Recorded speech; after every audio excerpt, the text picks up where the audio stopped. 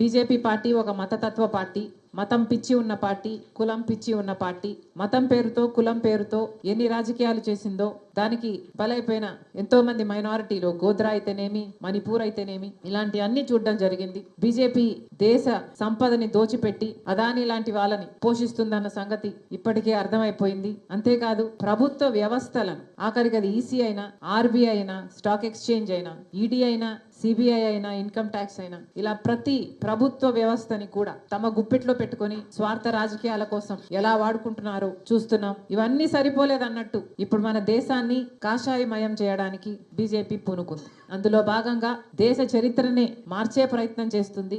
ఆఖరికి స్వతంత్ర యోధులను కూడా కుట్రతో దేశద్రోహులుగా పోర్ట్రే చేసే ప్రయత్నం చేస్తున్నారు. ఆ క్రమంలోనే ఆఖరికి మహాత్మా గాంధీ గారిని కూడా వదిలిపెట్టకుండా ప్రపంచమంతా ఫాదర్ ఆఫ్ ద నేషన్ అని మహాత్మా గాంధీ గారిని అంతగా గౌరవిస్తే బీజేపీ పార్టీ మాత్రం మహాత్మా గాంధీ గారిని ఒక విలన్ గాను, గాంధీ గారిని చంపిన వాళ్ళని దేవుళ్ళగాను పరిగణించి వాళ్ళ గుళ్ళు కడుతున్నారు. ఇవన్నీ చూస్తున్నాం, ఇవన్నీ గమనిస్తున్నాం. మహాత్మా గాంధీ గారు అహింసావాది అయితే, సత్యం, అహింస, ప్రేమ, సోదర భావం గాంధీ గారి సిద్ధాంతాలు అయితే వీటికి పూర్తి భిన్నంగా హింసా మార్గాన్ని ఎంచుకుంది బీజేపీ పార్టీ. మైనారిటీలు ఉండకూడదు అన్నట్టుగా మసీదులను ధ్వంసం చేయడం అయితేనేమి, చర్చులని నాశనం చేయడం అయితేనేమి, వాళ్ళ మీద దాడులు చేయడం అయితేనేమి బీజేపీకి అలవాటుగా మారిపోయాయి. మహాత్మా గాంధీ గారంటే గౌరవం లేదు, వారి సిద్ధాంతాలంటే విలువ లేదు. కేవలం మహాత్మా గాంధీ గారు కాంగ్రెస్ పార్టీ నాయకుడు కాబట్టి ఆయన లెగసీ కాంగ్రెస్ పార్టీకి తాకకూడదు అన్న ఉద్దేశం, ఆ అడ్వాంటేజ్ కాంగ్రెస్ పార్టీకి రాకూడదు అన్న వికెడ్ ఇంటెన్షన్. అంబేద్కర్ గారిని కూడా వదిలిపెట్టలేదు.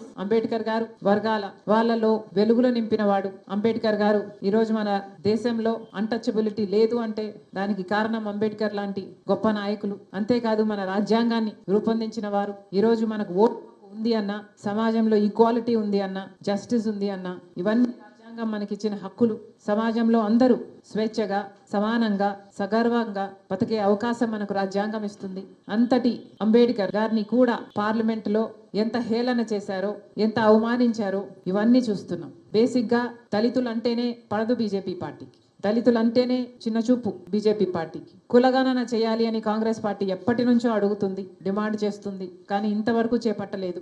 ఇలా అనేక రకాలుగా దళితులనైతేనేమి, దేశ ప్రజలనైతేనేమి, రాజ్యాంగాన్ని అయితేనేమి నాశనం చేసే ప్రయత్నం చేస్తుంది బీజేపీ పార్టీ. అందుకనే ఈరోజు కాంగ్రెస్ పార్టీ ఈ పోరాటాన్ని చేపట్టింది. విచిత్రం ఏమిటంటే మన రాష్ట్రంలో బీజేపీ పార్టీ ఎక్కడో లేదు. బీజేపీ పార్టీ బాబు, జగన్, పవన్ వీళ్ళల్లోనే ఉంది. మన రాష్ట్రంలో ఎంతమంది ఎంపీలు ఉంటే అంతమంది బీజేపీ పార్టీకే మద్దతు ఇస్తున్నారు. అది తెలుగుదేశం కానివ్వండి, వైసీపీ కానివ్వండి, చంద్రబాబు గారైనా, జగన్ గారైనా, పవన్ కళ్యాణ్ గారైనా, వివిధ పార్టీల్లో ఉండి కూడా బీజేపీ ఇంత ఘోరంగా చేస్తున్నా కూడా ఈరోజు అదే పార్టీకి మద్దతు ఇస్తూ అదే బీజేపీ పార్టీకి గులాంగిరి చేస్తున్నారు. అందుకే ఈరోజు కాంగ్రెస్ పార్టీ మీ అందరి మద్దతు కూడా కూడగట్టుకొని ప్రెసిడెంట్ గారికి ఒక రెజల్యూషన్ పంపించి అమిత్ షా గారు రిజైన్ చేసేటట్టు, బీజేపీ పార్టీ క్షమాపణ చెప్పేటట్టు ఒక రెజల్యూషన్ కూడా ఈరోజు పాస్ చేయాలని నిర్ణయించి మీ అందరినీ ఆహ్వానించడం జరిగింది. మరొకసారి వచ్చిన ప్రతి ఒక్కరికి మనస్ఫూర్తిగా స్వాగతం, మనస్ఫూర్తిగా కృతజ్ఞతలు. Thank you.